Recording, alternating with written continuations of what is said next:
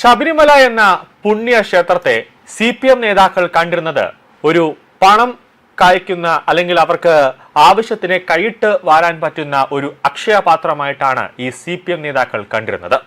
കാരണം അവിടെ ദേവസ്വം ബോർഡ് മുഴുവനും CPM നേതാക്കന്മാരുടെ അല്ലെങ്കിൽ നിരീശ്വരവാദികളായ കമ്മിക്കൂട്ടങ്ങളുടെ ഒരു കയ്യിലായിരുന്നു ഈ ശബരിമല ഉണ്ടായിരുന്നത്. ഒരു മണ്ഡലകാല മകരവിളക്ക് കഴിയുമ്പോൾ കോടിക്കണക്കിന് രൂപ ശബരിമലയിൽ നിന്ന് കിട്ടും. അതാണ് ദേവസ്വം ബോർഡിന്റെ ഒരു വായു എന്ന് പറയുന്നത്, അല്ലെങ്കിൽ ദേവസ്വം ബോർഡിന്റെ ഒരു ഹൃദയം അല്ലെങ്കിൽ ആത്മാവെന്ന് പറയുന്നത്. ശബരിമലയിൽ ഒരു രൂപ പോലും വരുമാനം കിട്ടാതിരുന്നാൽ ആ സമയം ദേവസ്വം ബോർഡ് തകർന്ന് തരിപ്പണമാകും. അതായത് ദേവസ്വം ബോർഡിലെ ജീവനക്കാർക്ക് പെൻഷനോ അല്ലെങ്കിൽ ശമ്പളമോ ദേവസ്വം ബോർഡിന്റെ മറ്റ് ക്ഷേത്രങ്ങൾക്കൊന്നും തന്നെ വലിയ രീതിയിലുള്ള ചെലവുകൾ കൊണ്ടുപോകാൻ പറ്റാത്ത ഒരവസ്ഥയിൽ അവർ മുട്ടിട്ടിടിക്കും അല്ലെങ്കിൽ കാലുകൊണ്ടിരിക്കുന്ന ഒരു അവസ്ഥയിലേക്ക് കാര്യങ്ങൾ എത്തും. ഈ ശബരിമലയാണ് ദേവസ്വം ബോർഡിനെ ഇങ്ങനെ പിടിച്ചു നിർത്തുന്നത്. ആ ശബരിമലയെ തകർക്കാനാണ് 10 വർഷത്തോളമായി പിണറായി വിജയനും ഉൾപ്പെടെയുള്ളവർ അഹോരാത്രം പ്രവർത്തിച്ചുകൊണ്ടിരുന്നത്. കൂടാതെ ഈ മാധ്യമങ്ങളുടെ മുന്നിലടക്കം നന്മവരം കളിച്ചുകൊണ്ടിരിക്കുന്ന അല്ലെങ്കിൽ നല്ല പിള്ള കളിച്ചുകൊണ്ടിരിക്കുന്ന കടകംപള്ളി സുരേന്ദ്രൻ അടക്കം ഇതിൽ ഒരു മുഖ്യ പങ്കുണ്ടെന്ന് പത്മകുമാറാണ് വ്യക്തമായി തന്നെ പറഞ്ഞത്. ഈ ഉണ്ണികൃഷ്ണൻ പോറ്റി അടക്കം എൻ്റെ അടുത്തേക്ക് കൊണ്ടെത്തിച്ചത് കടകംപള്ളി സുരേന്ദ്രനാണെന്ന് പറഞ്ഞിട്ടുണ്ട്.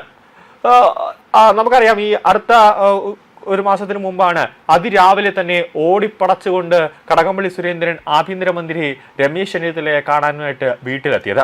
അപ്പോൾ അവിടെ തന്നെ ഒരു ചോദ്യം ഉയർന്നതാണ്. SITയുടെ നിരീക്ഷണത്തിലുള്ള ഒരു വ്യക്തി, ഏത് സമയം പ്രതിയാവാവുന്ന വ്യക്തി, ഏത് സമയം അറസ്റ്റിലേക്ക് പോകാവുന്ന ഒരു വ്യക്തി എന്തിനാണ് ഓടിപ്പടച്ച് ആഭ്യന്തരമന്ത്രിയുടെ അടുത്തേക്ക് എത്തിയത് എന്ന ചോദ്യം സ്വാഭാവികമായി ഏത് പൊട്ടനെ മനസ്സിലാകും കടകംപള്ളി സുരേന്ദ്രന്റെ കയ്യിൽ വിലങ്ങ് വീഴാൻ പോകുന്നു എന്ന് തന്നെയാണ്. നിലവിൽ നമുക്കറിയാം, ഈ ഒരുപാട് പൈസ, അതായത് ഈ CPM നേതാക്കളെ സംബന്ധിച്ചിടത്തോളം അല്ലെങ്കിൽ ഈ കമ്മിക്കൂട്ടങ്ങളെ സംബന്ധിച്ചിടത്തോളം അവർക്ക് പണിയെടുക്കാതെ പണം ഉണ്ടാക്കുക എന്നുള്ളതാണ് അവരുടെ പ്രധാനപ്പെട്ട ഒരു അജണ്ട. അതായിരിക്കണം അവരെ പാർട്ടിയുടെ ആദ്യത്തെ ആമുഖം എന്ന് എനിക്ക് തോന്നുന്നു. കാരണം ഈ എങ്ങനെ ഏത് രീതിയിൽ പണം ഉണ്ടാക്കാം എന്നുള്ളതാണ് ഓരോ ദിവസവും ഈ പാർട്ടി ക്ലാസ്സുകളിലടക്കം ഈ സഖാക്കന്മാരടക്കം ഈ ചർച്ച കൂടുമ്പോൾ അവർ തീരുമാനിക്കുന്നത്. ഏതെങ്കിലും ഒരാൾ ഏതെങ്കിലും ഒരു ബിസിനസ് തുടങ്ങാനായിട്ട് വന്നു കഴിഞ്ഞാൽ അവിടെ വന്ന് അവരെ ഭീഷണിപ്പെടുത്തി അവർക്ക് മാസം പാർട്ടി ഓഫീസിൽ കൊണ്ട് ഇത്ര ലക്ഷം രൂപ വയ്ക്കണമെന്നൊക്കെ പറഞ്ഞ് ഈ ഭീഷണിപ്പെടുത്തുന്നുണ്ട്. അങ്ങനെയാണ് കേരളത്തിൽ ഒരു തരത്തിലുമുള്ള വ്യവസായം നടക്കാത്തത്. അതവിടെ നിൽക്കട്ടെ. വലിയ രീതിയിൽ പണം കൈയിട്ട് വാരാൻ വേണ്ടിയാണ് പിണറായി വിജയനും കടകംപള്ളി സുരേന്ദ്രനും പ്രശാന്തും അടക്കമുള്ളവരും കൂടെ ചേർന്നിട്ട് ഈ ഒരു ആഗോള അയ്യപ്പ സംഗമം നടത്തിയത്. അത് അന്ന് തന്നെ അയ്യപ്പ ഭക്തർ ഒന്നടക്കം പറഞ്ഞതാണ്, എല്ലാ സംസ്ഥാനങ്ങളിൽ നിന്നുള്ള അയ്യപ്പ ഭക്തർ അടക്കം പറഞ്ഞതാണ് ഇത് തട്ടിപ്പാണ്. മലയാളികൾ ഒന്നടക്കം പറഞ്ഞതാണ് ഇത് പിണറായി വിജയന്റെ തട്ടിപ്പാണ്, ഇലക്ഷൻ മുന്നിൽ കണ്ടുകൊണ്ട് നടത്തുന്ന ഒരു മഹാ തട്ടിപ്പാണെന്ന്. ഈ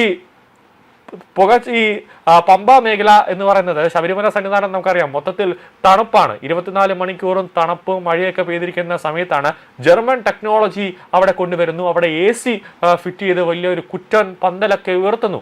അതിനൊക്കെ തന്നെ ലക്ഷങ്ങൾ അല്ലെങ്കിൽ കോടികളാണ് ചിലവഴിച്ചത് എന്നത് ഏറ്റവും പ്രധാനപ്പെട്ട കാര്യം. അതിൽ പകുതിയും ഈ കമ്മികൾ കൂട്ടങ്ങൾ അടിച്ചു മാറ്റി പോക്കറ്റിൽ ഇട്ടിട്ടുണ്ടാകും എന്നൊരു പ്രധാനപ്പെട്ട കാര്യം. അതിനുശേഷം ജനങ്ങളെ വിശ്വസിക്കുക അല്ലെങ്കിൽ അയ്യപ്പ ഭക്തരെ വിശ്വസിക്കുക എന്നതിന് വേണ്ടി മുഷ്ടി ചുരുട്ടി ഇൻകുലാബ് സിന്ദാബ എന്ന് വിളിക്കുന്നത് പോലെ മുഷ്ടി ചുരുട്ടിയാണ് പിണറായി വിജയനും കടകംപള്ളി സുരേന്ദ്രനും PS പ്രശാന്തും അടക്കമുള്ള ഈ കമ്മിക്കൂട്ടങ്ങൾ സ്വാമിയെ ശരണമയ്യപ്പ എന്ന് വിളിച്ചത്.